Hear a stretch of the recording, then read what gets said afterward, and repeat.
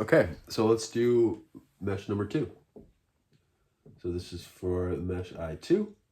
Let's start at the top again. So we have 8 times I2, remember V equals IR.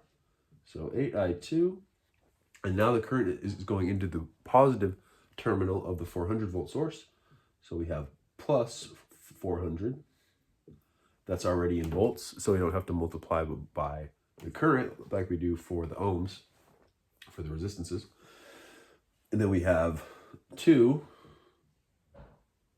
times I2, which is going in the same direction as I3 equals 12 amps. So we have I2 plus 12. They're working together there. And then we have plus 40.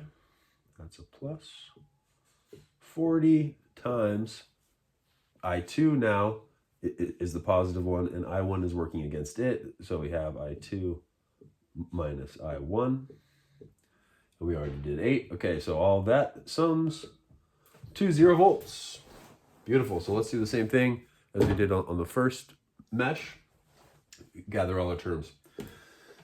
So we have 8I2 here, and another 2 is 10, and another 40 is 50I2. 50I2. And then let's gather our I1s. Well, there's only one. 40 times negative I1 is at negative 40I1. Negative 40I1 plus 50I2. And then all of our plain old numbers. We have 400, and 2 times 12 is 24. So we have plus 24. Or 424, sorry. 424. That equals 0. Okay. So now I'm going to subtract 424 from both sides, and then divide everything by 10. Sorry, got a little bit of I don't know, allergies or a cold or something. So divide everything by 10, and we have negative 4I1 plus 5I2.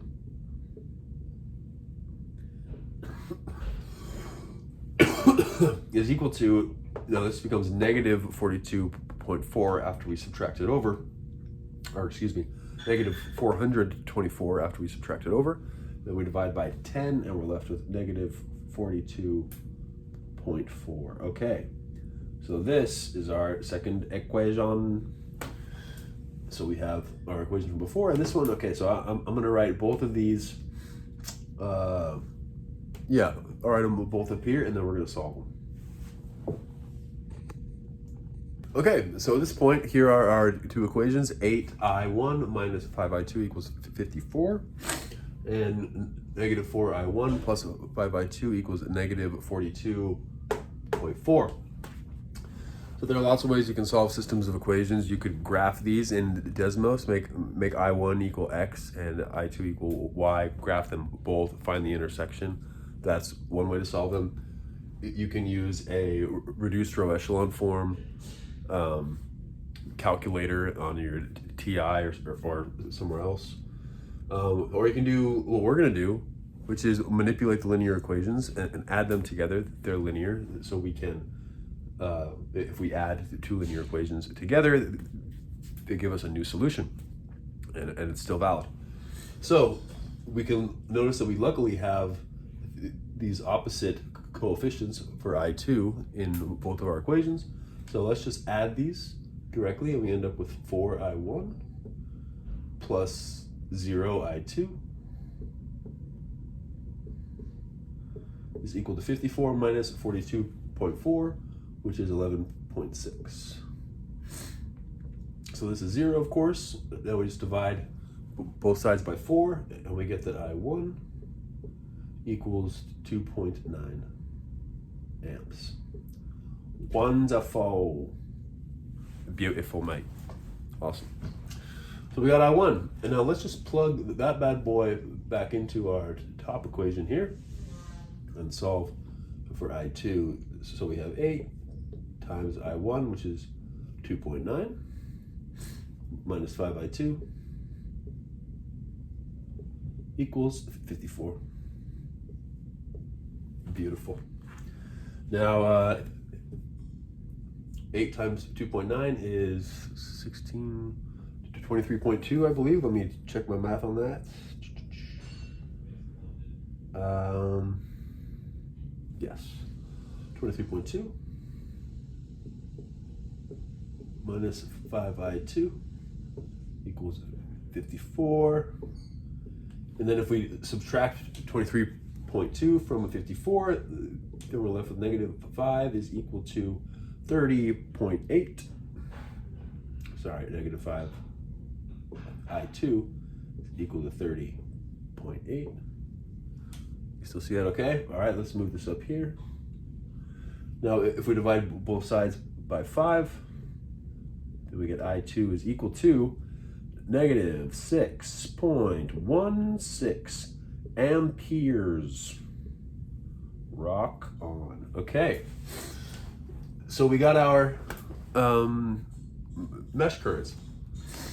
Now we're asked to find the current that goes from top to bottom through the 40 ohm resistor. Well, that's awesome because we have one current that goes down through the 40 ohm and another that goes up, and we know their values.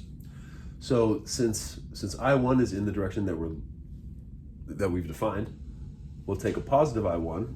So we'll call this I40, and I40 is equal to positive I1 because it's going in the same direction as is asked for, minus I2, or plus negative I2, which is the same thing as minus I2, because it's going in the opposite direction. So let's plug in our values. We have I40 equals I1, which is 2.9, minus, now we have a negative 6.16. This is really messy looking, okay. And if you add those together, what do we get? We get 9.06 amps. 9.06 amps. And that is the answer. So I40, the current that is going down through the resistor is this pretty large number, 9 amps. Now, just a gut check, I think this makes sense, because if we just look at the circuit qualitatively, we have a voltage increase on both sides of this. It's almost like there's a pump of water that's just that's on either side of this middle channel, pushing current up through here. And so we're going to have a fairly large current, in fact, larger than either of these, because they're adding up to push the current through here. Very cool. All right, 9.06 amps. Good luck. Hope that made sense and it's helpful.